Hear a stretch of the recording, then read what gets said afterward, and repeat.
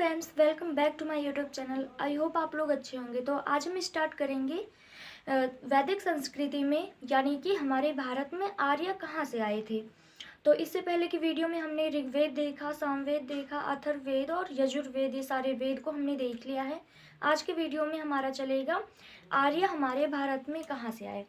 तो हेडिंग लिखते हैं,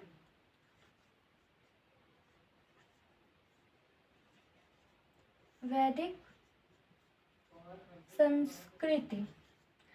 यानी हम कौन सी संस्कृति लेकर चल रहे हैं? वैदिक संस्कृति। तो यहाँ पर एक बात बता देते हैं, जो वैदिक संस्कृति है तो इससे पहले की संस्कृति कौन सी हुआ करती थी? तो सिंधु घाटी सभ्यता। तो वो कौन सा सभ्यता या संस्कृति हुआ करती थी? तो सिंधु घाटी सभ्यता। और ये हमारा दूसरी संस्कृति है जिसका नाम है वैदिक संस्कृति। तो यहाँ पर हम अपना एक भारत बनाते हैं। ये क्या है? हमारा भारत। और यहाँ पर है क्या? सिंधु घाटी सभ्यता। तो यहाँ पर सिंधु घाटी सभ्यता है। और हमारे भारत से काफ़ी दूर कौन सा एशिया हुआ करता था? तो एक देश हुआ करता था जिसका नाम है मध्य एशिया।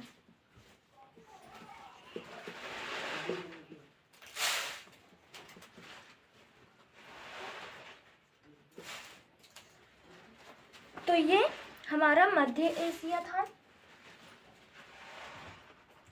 और यहाँ पर इस मध्य एशिया में कौन रहा करते थे? तो यहाँ पर आर्य रहा करते थे।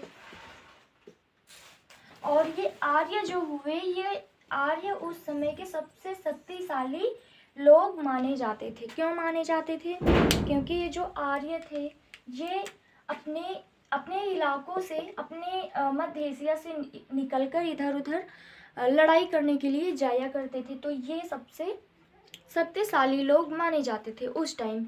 और यहाँ जो आर्य थे, एक व्यक्ति हुए जिनका नाम था मैक्स मूलर। तो ये मैक्स मूलर एक व्यक्ति हैं। तो इन्होंने बताया कि जो आर्य थे ये इधर उधर जाया करते थे और ये उसी समय अपने इलाकों से निकले और इधर उधर घूमते घूमते वो कौन सी दिशा में चल पड़े? तो भारत की दिशा में चल पड़े। और ये भारत की दिशा में चलते चलते कौन से इलाके में पहुंच गए? तो ये भारत के उसी इलाके में पहुंच गए जहां पहले सिंधु घाटी सभ्यता हुआ करती थी। तो ये कहाँ पहुंच गए? तो भारत के सिंधु घाटी सभ्यता में पहुंच गए। और बताया कि आर्य इस जगह पर कब्जा कर लिया। मैक्स मूलर ने, किसने बताया? तो मैक्स मूलर ने बताया कि आर्य भारत के कौन से सिंधु घाटी सभ्यता को क्या कर लिया? तो कब्जा कर लिया। और जो ये आर्य जो इस जगह को कब्जा किया, क्यों किया? क्योंकि इस समय हम कब की बात कर रहे हैं? तो आर्य के समय में जो वैदिक संस्कृति है इसका टाइम क्या है, इससे पहले हम लोग जान लें। तो 1500 बीसी से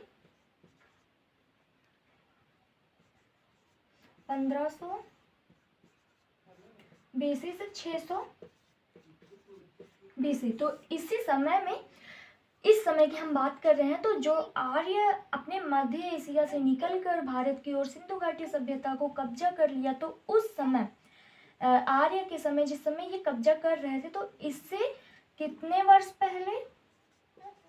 250 वर्ष, यानी 250 वर्ष पहले ही सिंधु घाटी सभ्यता समाप्त हो गई थी। तो इसीलिए आर्य ने इस जगह को कब्जा कर लिया।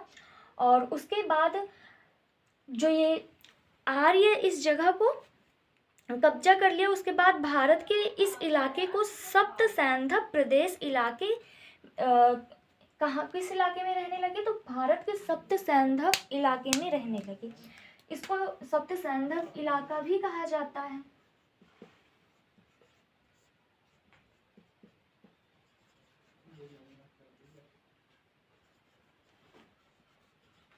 अब इसका ये नाम होने का भी एक कारण है। इसे सप्त सैंधव इलाका या फिर सप्त सैंधव प्रदेश क्यों कहा जाता है? क्योंकि यहाँ पर 7 नदियाँ हुआ करती थी या फिर बहती थी। तो यहाँ पर 7 नदियाँ बहती थी, इसलिए इसे सप्त सैंधव प्रदेश कहा जाता है। तो उम्मीद है आप लोग यहाँ तक अच्छे से आपको समझ में आया होगा। आप लोग यहाँ अच्छे से इसे नोट कर लीजिए अपने हिसाब से। उसके बाद हम देखते हैं सप्त सैंधव प्रदेश यानी 7 नदियों की ओर हम लोग देखते हैं। तो इसे एक बार और फिर से हम मेंशन कर लेते हैं। तो हमारा ये क्या है? भारत है, और भारत के इसी इलाके में क्या है? तो सप्त सैंधव प्रदेश है या फिर सिंधु घाटी सभ्यता। और भारत से काफ़ी दूर पर कौन सा एशिया हुआ करता था? तो मध्य एशिया हुआ करता था। इसी मध्य एशिया में आर्य रहा करते थे, और आर्य इधर उधर लड़ाई के लिए जाया करते थे, इसीलिए इसे सबसे शक्तिशाली लोग उस समय में कहा जाता था। और मैक्स मुलर ने बताया कि ये जो आर्य थे ये इधर उधर जाया करते थे। तो ये कौन से रास्ता पकड़ लिए?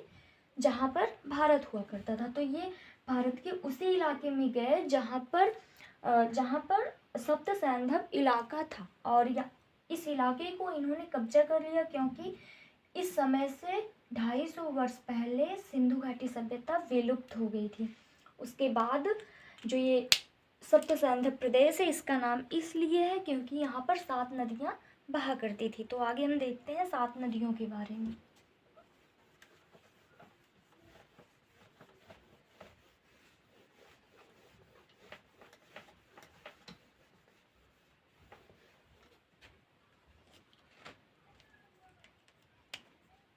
हम अब देखेंगे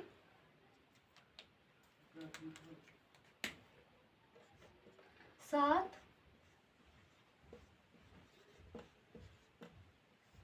नदियों के नाम।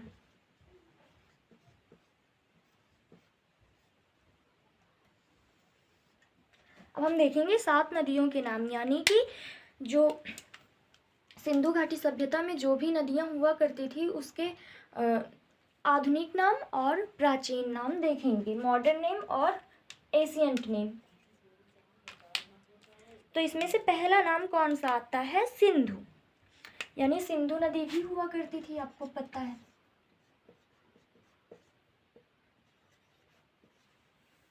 तो सिंधु का अगर हम यहाँ पर बात करें, इस तरफ हम यहाँ पर हम न्यू लिख देते हैं, इधर हम न्यू नेम देखेंगे और इधर ओल्ड। तो अगर हम बात करें सिंधु की, तो सिंधु का नया नेम क्या था? तो सिंधु था। और पुराना नेम क्या? तो पुराना नेम भी सिंधु था।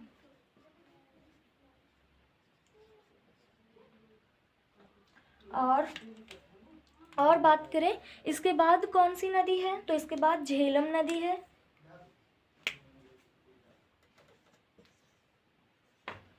झेलम नदी,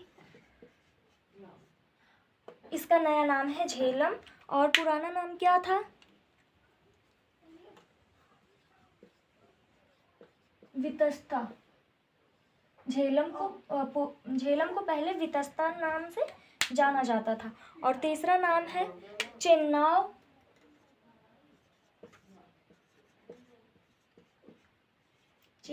नदी, और इसका पुराना नाम क्या था?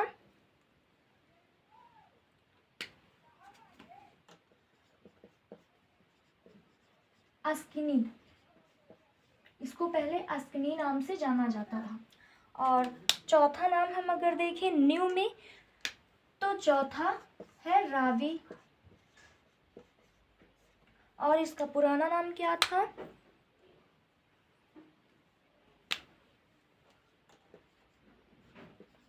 पारूसणी। रावी को पहले पारूसणी नदी से जाना जाता था। उसके बाद पांचवा है ब्यास,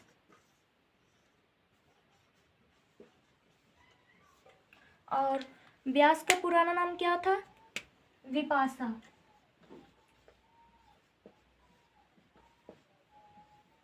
व्यास को विपासा कहा जाता था।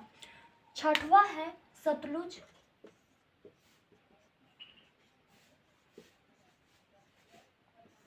और इसको पहले किस नाम से जाना जाता था?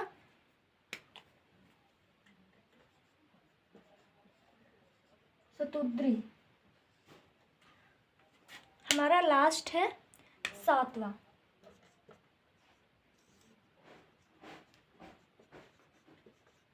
सरस्वती नदी। सरस्वती नदी को किस नाम से जाना जाता था?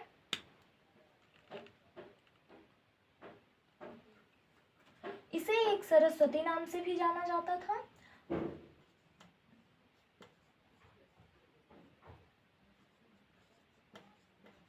पहले सरस्वती नाम से भी जाना जाता था और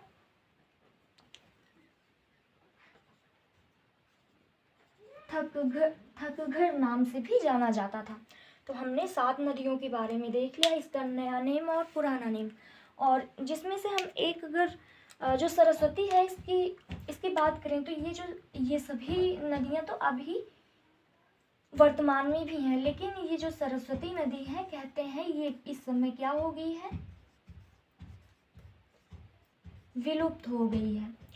और इसके बाद अब हम देखेंगे इन 7 इलाकों को, जो इन 7 इलाके हैं, तो इन 7 इलाकों में वैदिक संस्कृति का विकास हुआ। इन 7 इलाकों में किसका विकास हुआ? तो वैदिक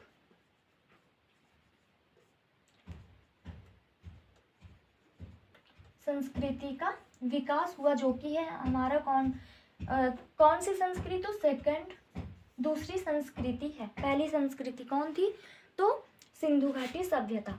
और उसके बाद हम देखेंगे, बात करेंगे, इसमें एक मेन पॉइंट है संस्कृति और सभ्यता में क्या अंतर है।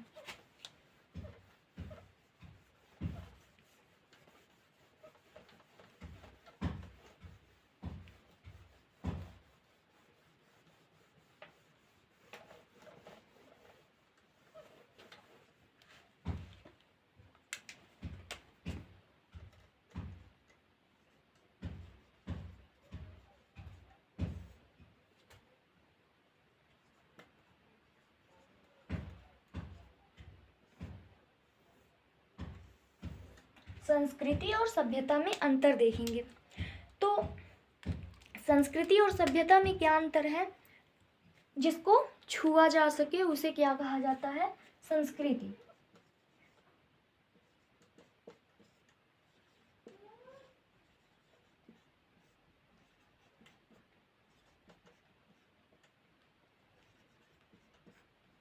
और जिसे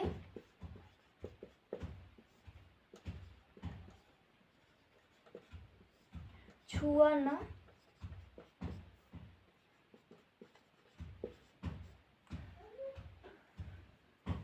तो कैसे? अब इसको हम यहाँ सिद्ध करते हैं कि कैसे इसे यहाँ एग्जाम्पल लिख देते हैं। तो जिसे छुआ जा सके उसे क्या कहते हैं? संस्कृति। और जिसे छुआ ना जा सके उसे सभ्यता कहते हैं। जैसे कि आप अपने टीचर से क्या करते हैं? तो दूर से ही कहते हैं गुड मॉर्निंग या फिर नमस्ते, तो या फिर प्रणाम करते हैं। तो ये सब क्या है? तो जिसे दूर से ही कहते हैं कि दूर से क्या कहोगे? जिसे मतलब अपने टीचर को बिना छुए,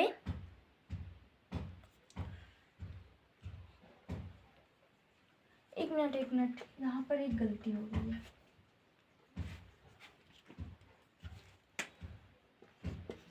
तो जिसे छुआ ना जा सके उसे संस्कृति कहते हैं और जिसे छुआ जा सके उसे सभ्यता कहते हैं। यानी कि आप अपने टीचर से गुड मॉर्निंग कहोगे, प्रणाम कहोगे, नमस्ते कहोगे, तो वो बिना छुए अपने टीचर से अपनी संस्कृति को जो है वहाँ पर कंटिन्यू करोगे। तो यानी कि जैसे गुड मॉर्निंग हो गया,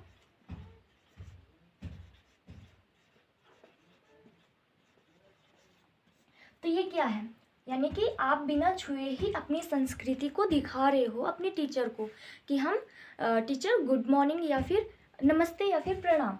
और जिसे छूकर, जैसे कि अपने टीचर का पैर छुओगे तो पैर छूकर उन्हें नमस्ते बोलोगे या फिर उनसे आशीर्वाद लोगे। तो छूकर अपने टीचर से क्या आशीर्वाद लोगे, तो इसे क्या कहते हैं? सभ्यता कहते हैं, जिसे छुआ जा सके। और जैसे आप अपनी पेन को छूते हो, किताब को छूते हो, तो जैसे पेन, किताब। तो ये सब क्या है? ये सब सभ्यता है। तो इसी के फॉर्म में आप अपने टीचर से आशीर्वाद लोगे छूकर और उनका पैर छूकर। तो ये दोनों है संस्कृति और सभ्यता का अंतर, यानी कि जिसे छुआ जा सके, जैसे अपने टीचर से, जिसे छुआ ना जा सके, जैसे अपने टीचर से गुड मॉर्निंग कहोगे, जिसे छुआ जा सके अपने टीचर का पैर छुओगे, तो वो सभ्यता है। तो आई होप आपको क्लास पसंद आई होगी। अगर क्लास पसंद आई हो तो लाइक करें, और कोई भी कमेंट, आपको अगर कोई भी डाउट लगे तो कमेंट में ज़रूर बताइएगा, और क्लास को शेयर करें और चैनल को सब्सक्राइब करें। तब तक के लिए आप लोग अपनी तैयारी करते रहिए। धन्यवाद। Take care.